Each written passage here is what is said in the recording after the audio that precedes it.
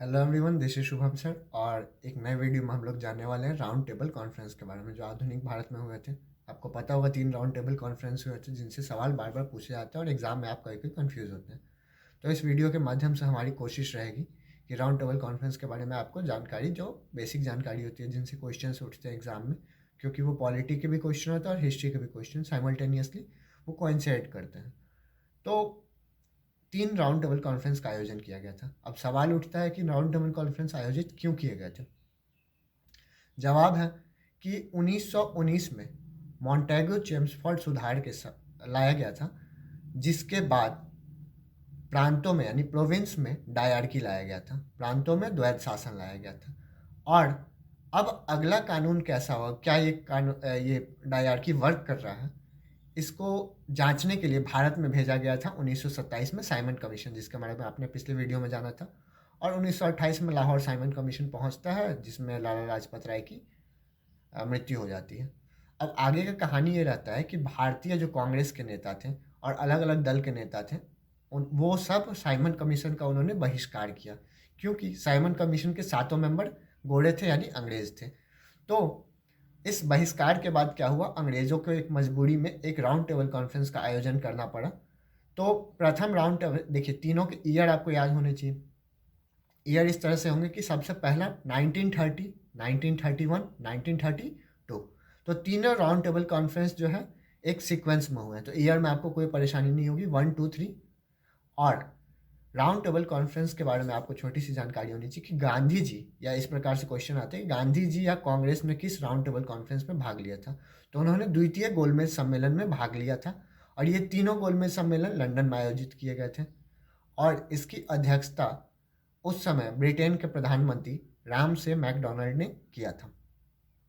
ठीक है, आगे बढ़ते हैं।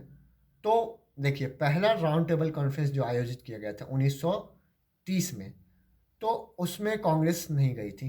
कांग्रेस इसलिए नहीं गई थी क्योंकि गांधी जी ने 1930 में दांडी मार्च किया था, जिसके बाद उनकी गिरफ्तारी हो गई थी। और गिरफ्तारी के बाद कांग्रेस वालों की कुछ मांगे थी। जब गांधी जी नहीं गए तो कांग्रेस के लोग भी नहीं गए। लेकिन उसके बाद गांधी इरविन पैक्ट होता है, गांधी इरविन समझौता हुआ 1931 में। और उसके बाद जब इरविन से पैक्ट हुआ तो Gandhi ji round table conference में जाने के लिए राजी हो गए। तो दूसरा राउंड टेबल कॉन्फ्रेंस जो है 1931 में लंदन में आयोजित किया गया, जिसमें गांधी जी जाते हैं कांग्रेस के तरफ से। और वहाँ पे फिर राम से मैकडोनाल्ड के द्वारा एक अवार्ड की घोषणा की जाती है, जिसे इतिहास में कम्युनल अवार्ड के नाम से जाना जाता है, जिसमें उन्होंने कहा था कि हम दलितों के लिए यानी डिप्रेस्ड क्लास के लिए एक सेपरेट इलेक्टोरेट की व्यवस्था करेंगे। अब सेपरेट इलेक्टोरेट को अगर समझे तो ये क्या है, तो सेपरेट इलेक्टोरेट जो होता है, ये दलितों के लिए एक स्पेशल निर्वाचन क्षेत्र होता है, जहाँ पे दलित ही रिप्रेजेंटेटिव हो सकते हैं, यानी इलेक्शन में भी दलित ही खड़े हो सकते थे, और ये दलित ही वहाँ वोटिंग कर सकते थे। उस निर्वाचित क्षेत्र में रह सब सकते थे, लेकिन ये वोटिंग राइट और इलेक्शन में खड़े होने का राइट जो है सिर्फ दलितों को था। तो ये एक अंग्रेजों की चाल थी कि पहले उन्होंने हिंदू मुस्लिम के बीच में फूट डाला 1909 के पार्लियामेंट्री रिफॉर्म में, और दोबारा ये 1935 के एक्ट में, यानी आने वाले समय में जो भी अगला कानून आने वाला था उसमें ये दलितों के लिए ये सेपरेट इलेक्टोरेट की व्यवस्था करने का इनका प्लान था, जिस बात से गांधी जी नाराज हो गए और वो राउंड टेबल कॉन्फ्रेंस को बीच में छोड़ के ही वापस आ गए। उसके बाद गांधी जी को पुनः जेल में डाल दिया गया, यड़वाड़ा जेल में। वहाँ पे एक घटना होती है, आपने पढ़ा होगा, पूना समझौता, जो कि भीमराव अंबेडकर और महात्मा गांधी के बीच हुई थी। भीमराव अंबेडकर ने यह जिद छोड़ दिया कि दलितों के लिए सेपरेट इलेक्टोरेट होना चाहिए, और गांधी जी भी ना कुछ बात दोनों एक दूसरे के पक्ष में माने थे, और इस तरीके से पूना समझौता हुआ। अगर प्रश्न आए कि गांधी जी की तरफ से पूना समझौता पे किसने हस्ताक्षर किया था, तो मदन मोहन मालवीय ने किया था। नाम जानते होंगे आप, 1916 में मदन मोहन मालवीय ने बनारस हिंदू यूनिवर्सिटी की भी स्थापना की थी। उसके बाद अगर प्रश्न आता है कि तीसरे राउंड टेबल कॉन्फ्रेंस में ऑब्वियसली गांधी जी भी नहीं गए थे, कांग्रेस भी नहीं, तो कांग्रेस ने सिर्फ द्वितीय गोलमेज सम्मेलन यानी 1931 में अटेंड किया था।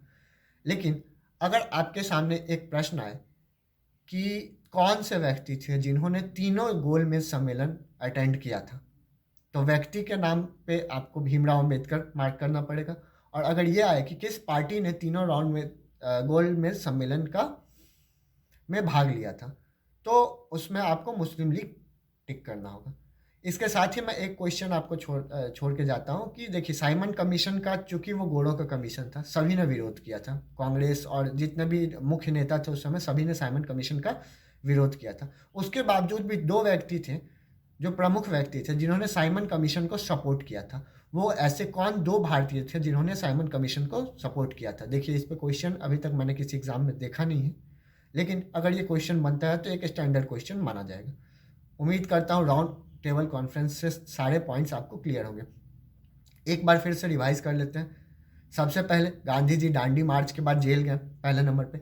दूसरे नंबर पे 1930 में ही दांडी मार्च हुआ था। 1930 में पहला गोलमेज सम्मेलन का आयोजन किया गया जिसमें भीमराव अम्बेडकर जाते हैं, मुस्लिम लीग जाती है, कांग्रेस का कोई व्यक्ति नहीं जाता। उसके बाद 1931 में गांधी इरविन समझौता। 1931 में ही द्वितीय गोलमेज सम्मेलन जिसमें गांधी जी ने भाग लिया था। 1932 में होता है पूना पैक्ट, और 1932 में ही होता है थर्ड राउंड टेबल कॉन्फ्रेंस। तो उम्मीद करता हूँ ये आपको पॉइंट बाय पॉइंट याद होंगे, सीक्वेंस में याद रखेंगे तो आपको क्वेश्चन मार्क करने में कभी कोई प्रॉब्लम नहीं आएगी। अगर किसी प्रकार का डाउट हो तो आप कमेंट बॉक्स में लिख सकते हैं। Thank you.